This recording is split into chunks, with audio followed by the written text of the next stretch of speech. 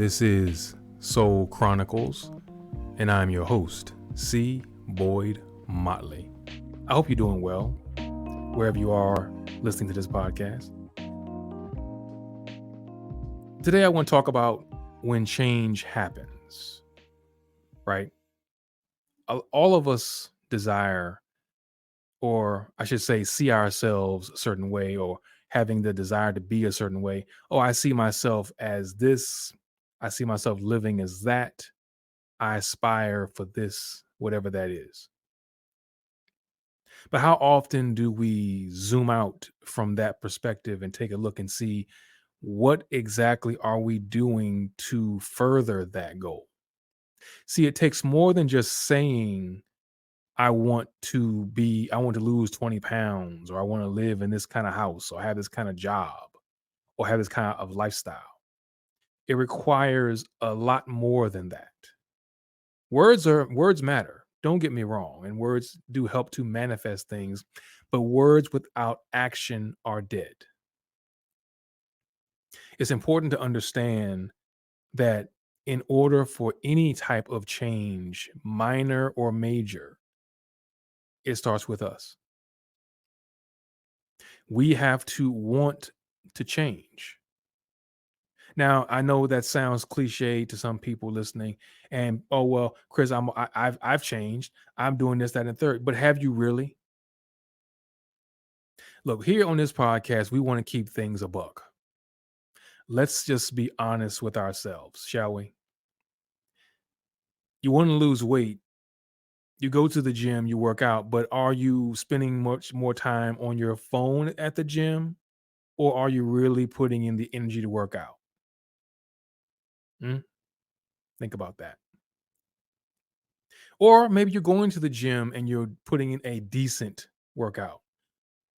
What are you doing after the gym? Are you going home and eating that pizza, or going to the store and getting that quart of ice cream or that cake? It takes more than just one singular action to get from here to there. And we have to realize that. The gym analogy is a perfect example. You cannot eat a crappy diet and work out thinking that somehow it's going to counterbalance. You're just going to maintain the weight you have. You're not going to lose or gain necessarily, but you're not going to get where you want to be doing that. Changing your physical appearance requires both diet changes as well as activity changes. And no other area in your life where change is required is different. I was talking to somebody the other day and they were mentioning how, insanity is doing the same thing over and over again and expecting different results. And I know that many of us already have heard this saying and understand it to some degree, but I think that we often forget that even in our comfort zones, that contributes to the insanity that we live. I think people take the literal term that, well, if I keep walking into this wall, I'm never going to get around it. Versus if I don't even get out of the chair to go towards the wall, I won't get around it. If I don't pick up that pen and start to write, then that novel won't get written. You have to get really granular with this situation. You have to get to a place where you understand that even the smallest decisions matter. Now, you want to see change, you got to start with your mindset. You have to see yourself doing this thing. You have to see yourself achieving whatever that goal is, because that's part of it. The mind is much more important when it comes to affecting change in our lives than we like to believe. If you don't see yourself 20 pounds lighter, it's going to make it harder to get there, because your brain is naturally coded to tell you to choose the path of least resistance. And that often means no resistance, because you're not moving at all. You just sit still. You don't need to go exercise. Why are you going to do all that? You're going to have to get up, get dressed, drive over to the gym, or go over to the park. It's hot outside. You got to walk and you're sweating and all that. Your brain is designed to pick the path of least resistance. It takes energy, it takes effort, courage to recognize that your brain is doing these things and say, all right, I hear you, but if we want to get someplace, we got to do this. Another analogy that comes to mind is I was watching a broadcast on YouTube, and this guy, I forget his name off the top of my head, but he was saying that the negative voice that you hear in your head for my Lord of the Rings fans is basically a worm tongue. If you think back to that story, if you're a Lord of the Rings fan, you understand. But there was a king. I can't think of the specifics. I'm not a fan, but I watch the movies and appreciate the genre.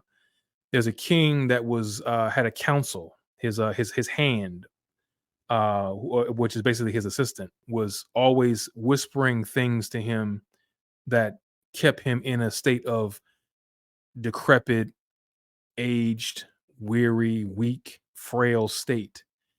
And one day, Gandalf, who is one of the, if not the top, not a magician, sorry, wizard in the series, came in because his friend is this king. And he was able to get this guy away from the king. And in doing so, the king came back to life. He sprung out of the chair. He became young and vibrant. It was a metaphor for what happens when we allow negative self talk to take over our mindsets and keep us still. Part of this process also is getting comfortable being uncomfortable. I myself am on a weight loss journey and have been going to the gym fairly regularly as of late. Typically, I have this thing where I get motivated, super hyped up. I'll see a video about something and get hyped up on a routine and go to the gym for like 2 or 3 days and then give 100% and then fall back into my couch. Oh, I'm too tired. Oh, I got to work. I got things to do. I don't have the time. I allow myself to get distracted. And there comes the procrastination demon sitting perched nicely on my shoulder. You don't need to do this, Chris. You can wait. You can do it next week. We'll start next week. We'll start fresh on Monday. It's Wednesday. It's the middle of the week. No one starts to exercise on the middle of the week. We're going to start Monday fresh. Then we get a full 5 days in. This is the rationale going through my head, mind you. It makes no sense, but this is how I think. And I'm like, no, no, no. In order to get from here to there, I have to approach this thing differently. My mindset has to change, which includes my perspective. I have to see the gym as a must do, not a nice to do or could do. I've had to change my vocabulary so that now I operate in more absolutes. I must, I will, I can. I did a video the other day talking about some days and one days the other day, asking the question, how many some days and one days do we have? I found myself pondering that question as I was going into work. And I thought to myself, you know what? I have no idea how many I have, but I can tell you how many times I probably use those terminologies. Oh, I'll get to that one day. Someday I'll do this. One day I'll do that. At almost 50 years old, I've had quite a few some days and one days. And they never came, by the way. They kept being pushed out for more some days and one days. Very few, I should say, not all, very few came to fruition. But I realized that that's what I was doing, was living in the future potential of something that I wasn't doing anything in the present to achieve. And that's the realization. That's the lesson that I had to learn, is that if you're not doing anything in the present to get you to that point, then it doesn't matter how far along the goal is, you're never going to get there. It starts with one step. You got to go forward one time, going to the gym one time, going for a walk. It's how it starts. First steps lead to habits. Habits lead to patterns. Patterns lead to change. Now I get excited going to the gym. I feel bad about not going. It bothers me if I don't get some kind of workout in, even if it's at home. I have to find a way to work out. This is just one example of different facets of life where you have to apply this kind of thinking. But my point is, the takeaway I want you to have is an understanding that change only happens when you change. If you keep hopping along doing the same thing you've been doing that's gotten you where you are today, not changing that on a grander scale, doing small things is nice, but it's not going to move the needle much. And we about progress around here, right? We move on purpose. I want to see you get to that point. I want to see you be the best version of yourself. The same way I hope you want to see me. Get to be my best version, but together we can get there if we recognize the importance of changing our mindset. Perspective matters. The words we say to ourselves matter. Recognizing, choosing vocabulary that says more absolute, I can, I will, I must. Not I should, I might, or if things go right, all these qualifiers. We have to abandon that. Make the right moves, build discipline, and repeat. Soul Chronicles.